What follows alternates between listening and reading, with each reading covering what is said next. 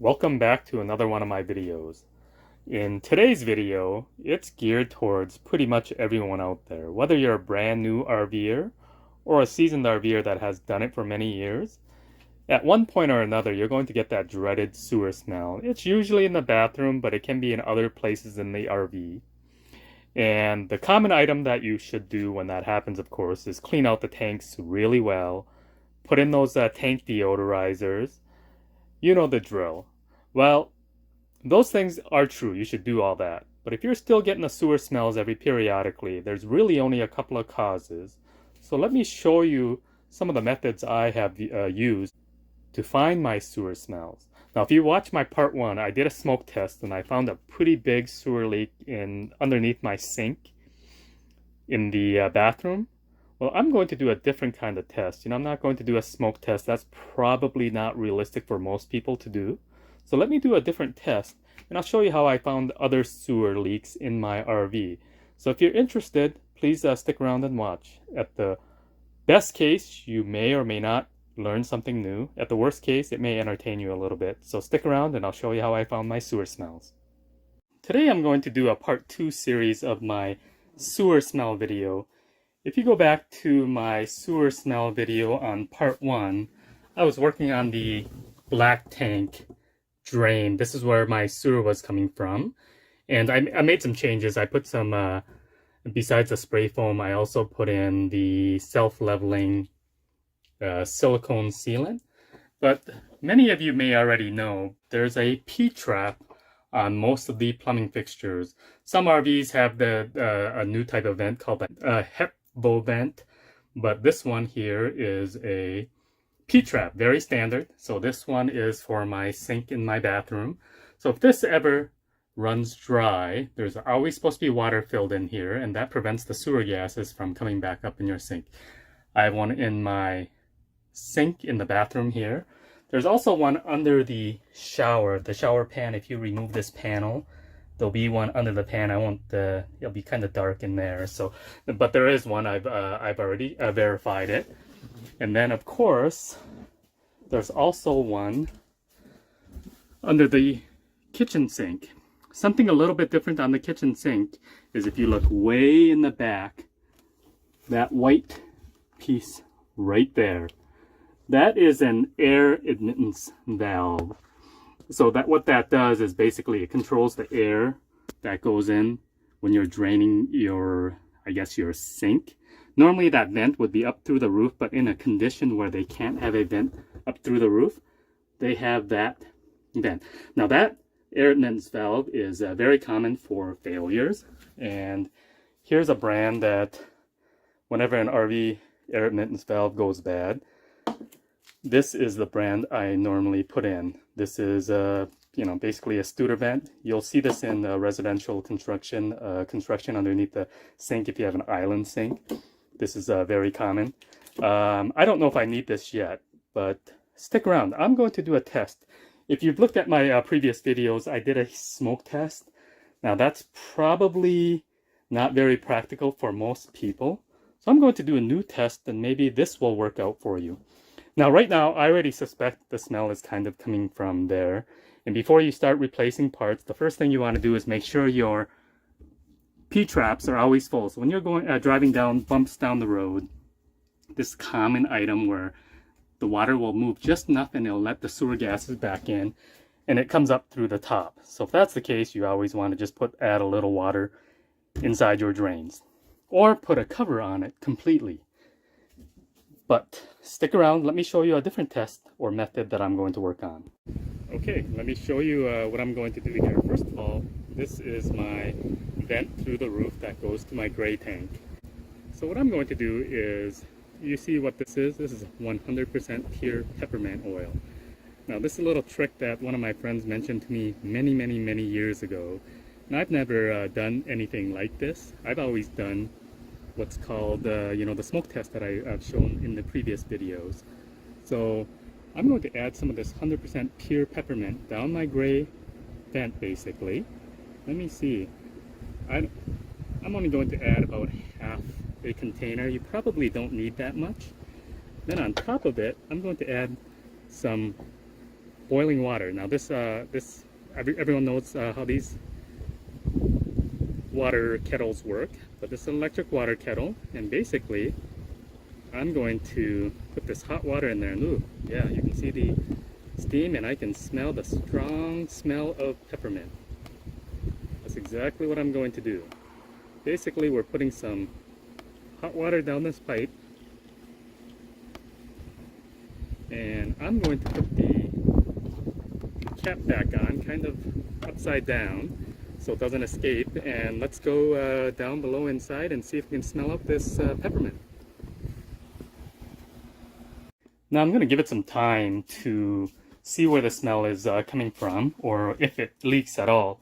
Now I know my black tank is isolated. This drain goes directly to my black tank, but my gray tank smell could be, you know, I have a drain down here, and this large pipe back here, that actually wraps all the way back to the sink. So that's the first thing I'm going to check, because I have suspected some, not a quite sewer smell, I would say more of a musty smell, and it's usually up in this area. And based on experience, I usually know it's that air admittance valve, but let me see if I smell anything in here. Well, I do not smell anything in there yet. So I'm gonna hang tight and see if my next is, I will have to shut the camera off, but I'm gonna put my nose underneath basically this shower area and see if there's any leaking going on there. Hang tight. Alright, it's been several minutes later, and we're gonna check underneath the sink here. And as suspected, see where that vent is right there, this white? That's an air admittance valve. A lot of times they're black, but looks like a Winnebago used a white one here. And believe it or not, there's a very, very faint hint of peppermint. So let's take that vent, that air admittance valve out, because I suspect that's the issue. And basically this air admittance valve, it's just threaded on there, so you just turn it lefty loosey, righty tighty.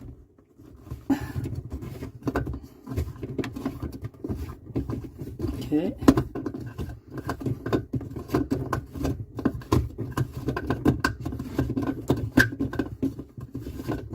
Okay, let's take that out. It's kind of loose.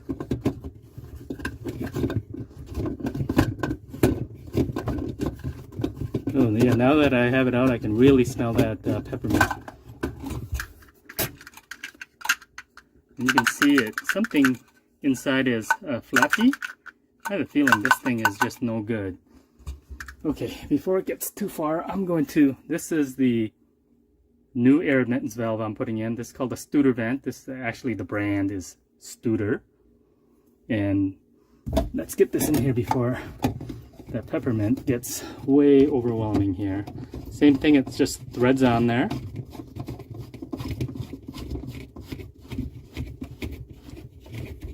Okay, this one. That one actually threads on there pretty tight.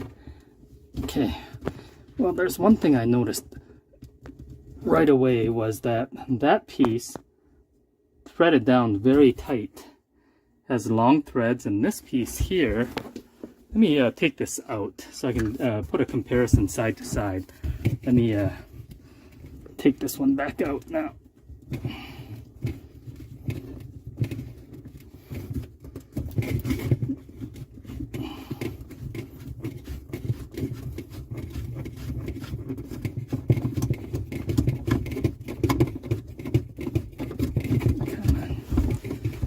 Fast forward this portion, it's taking a while.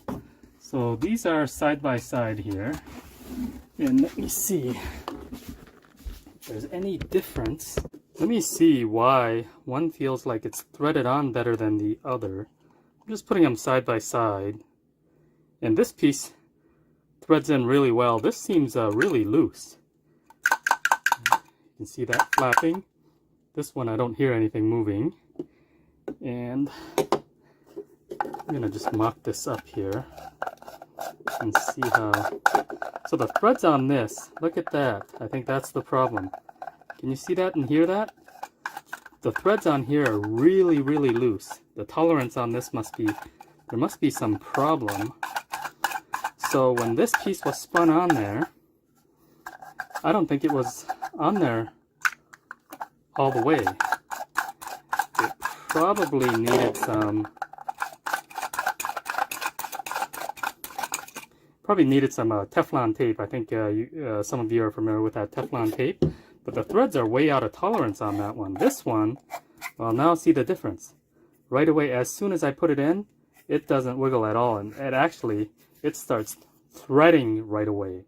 So I can see the problem already. This vent, I think, maybe the vent didn't fail. I think the smell was actually coming in possibly through the threads. So this piece here, you can put Teflon tape on here, but based on how I feel it going in, it has a nice resistance and it's going on pretty tight. So I am just rolling with this without Teflon tape. But the factory vent, oh, look at that. It's actually made in USA too. Well, you can't just go by whether it's made in USA or not. That's the tolerance on these threads. The tolerance on those threads are ridiculous. I mean, you saw how loose it is in the video. So I suspect that's the physical problem. Let me see where this one is made. This is Studer. Oh, I see it up on top. This one's made in USA too, but much better tolerance on the thread. So it's really smelling like peppermint in here. So I'm going to put this back on. Here, same thing, really simple, righty-tighty, lefty-loosey, but let me see here. Yeah, as soon as I start putting it in, the threads start getting nice and tight. So